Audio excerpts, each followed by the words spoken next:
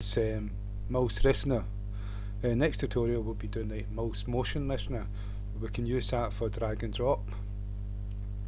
What I'm going to show you in this one is the mouse listener. We're going to make it do something so that you can see how we can code these methods from abstract class in MouseListener to do things. And so the first thing I'm going to do is include another integer. We've got num1 and it's initialized to 0. So we're going to go num2. We've not declared we're going to use this yet, so we'll have to do that as well. Equal to 0. Initialized, but it's not declared, so it doesn't exist yet. And that's why there's an error. So what we've got to do here is declare that we're going to use an integer num2. And the num2 is going to be global because it's just inside the class, so we can use it in any method inside here.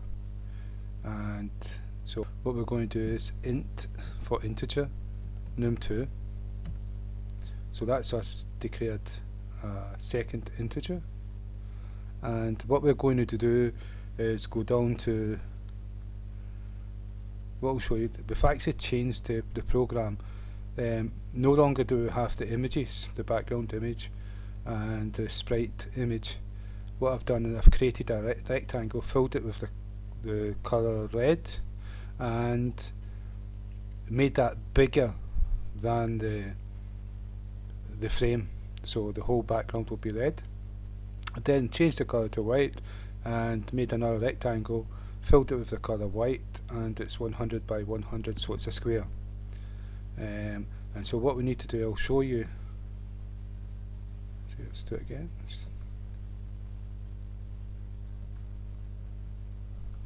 Okay, that's it there. And the background's red. That's a big rectangle, bigger than the frame. And if I just pull this out, you can see that's just another square we've drawn as a background. And this is a white square that we've done full rect for with the colour white. I'm going to move this. We're just going to look at the x-axis. We're just going to go from left to right, and what I'm going to do is just move the mouse like so, and the square will move when we press the key and move the square, move the distance that we've actually moved the mouse pointer.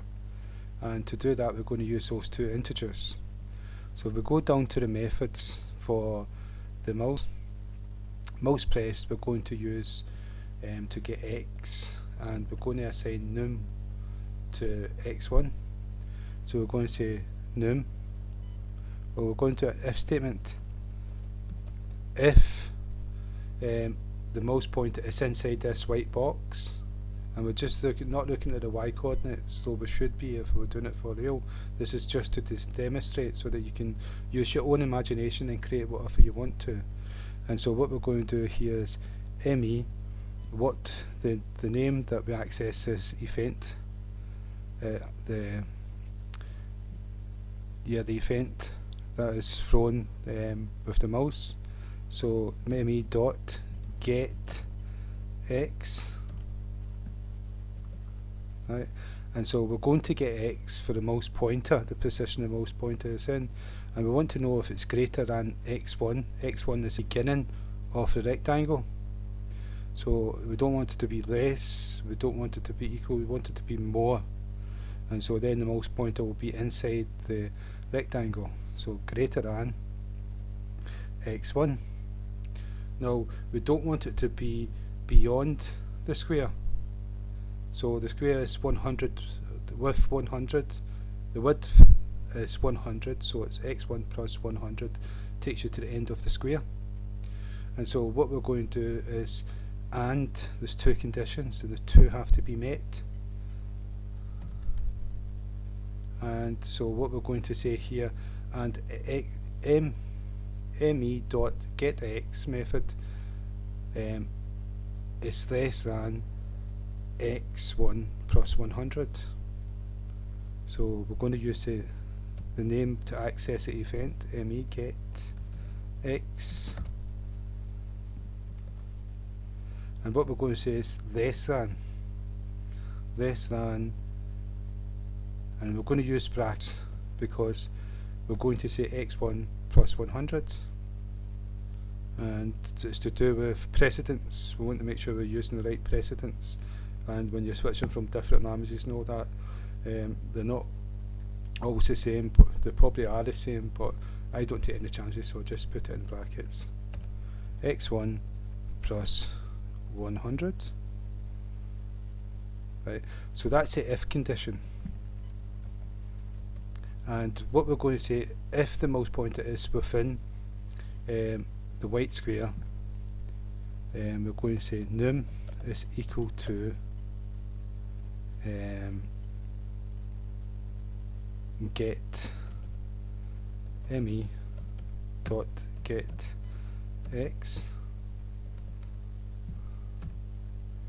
So num is going to be equal to where we actually press where the pointer is and we press the mouse key. That's what num's going to be. I'm going to copy this, save a little bit of time, move down to release method, mouse released, and paste it.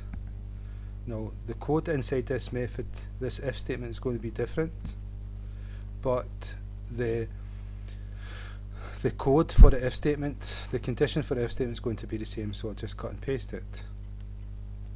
Now the first thing we're going to do is assign num2 to me.getx,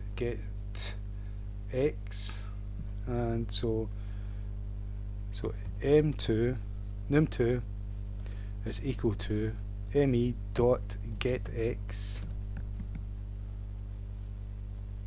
Right. And so what we're doing here is this is the mouse pointer here, and I'm going to press the mouse key and drag it across. If I go to the beginning of this mouse and drag across, the distance that I drag across when I release the mouse key, the end, that's the start, that's num. The get x value of this part here will be num, this part here, and where we release the key is at the end here, and that will be the value of num2 with get x. And so we can use that to advantage. We can say num is equal to, I'm going to use brackets again, and it's equal to num2 minus num. And so the reason why it's num2 minus num, if num is the start of the mouse pointer before we drag it, then it's going to be a smaller number than num2, which is at the end when we release the key after dragging. So this is going to be a higher number, so num2 take away, and what is left over is equal to num. And what we can do now is we can do x1 is equal to x1 plus num. So what the difference between where we dragged the mouse, the difference will be the distance that we've dragged the mouse, and if we add that to x1, where we drew the rectangle, then the rectangle will be drew again in a different position, but position plus the distance that we dragged the mouse. So we can use that to drag this white square with the mouse. And so what I'm going to do is save and hope this code works. It should work, but you never know. Let's see if we can start this again. Okay, now right, what I want to do is move in here, click and drag a little bit, release the key, and it's moved. It's going to work, that's good.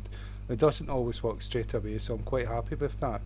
And remember, this is a demonstration, just showing you that you can use this to do many different things, and what you do with it it's down to your own personal self, imagination, whatever you want to do.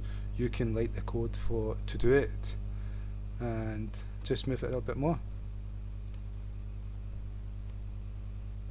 Okay, and what I'm going to do, so that works, and that's the code for it. And what I'm going to do is I'm going to do something else. I'm going to go back to the code for, right, what I've got here is I've got right, false, and down, true. Right, what I'm going to do, I need to think while I'm speaking, because I've not planned this, and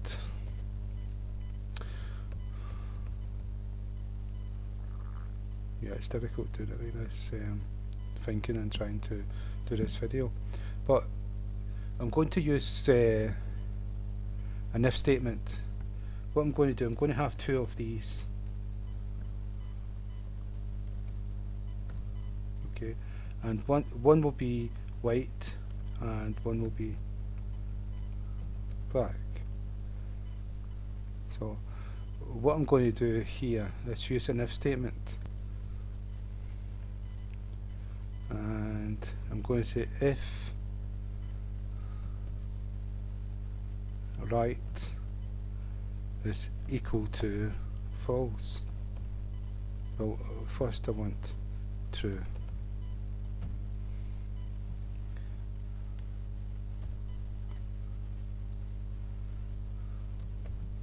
And the braces to in cap. Right, so that's us got an if statement. So what we're going to do here is we're going to change the colour of this square by pressing a key or clicking a key, clicking at the white rectangle, the square, and so we'll change the colour of it. And so by changing this to true or false, we'll determine whether this is white or this is black. And so if we go back down to the methods for the mouse, let's see, we want this entered. No, we don't want entered. We want this one here correct. Right, and so what we're going to do is if let me see, yeah, something simple like this. If right is equal to true,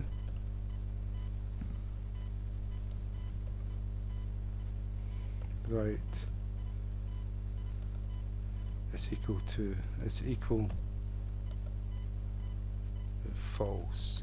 What we're going to do is change its condition, and if I spell right, and you can see this is equal to and this is equals, right, and so this is testing a condition, and this is actually assigning false to the variable right.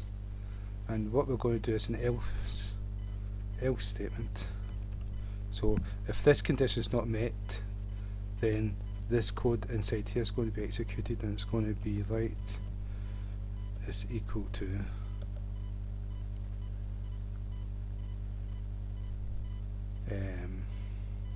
true, the opposite. Right, and so this should switch between true and false, and inside this method here is true and false. And the true and false, if it's true, this colour will be the colour of the square, and if it's false, this will be the colour of the square. So hopefully this works as well. Right, so it started off white, and I'm going to click. Yep, it's worked. That's good.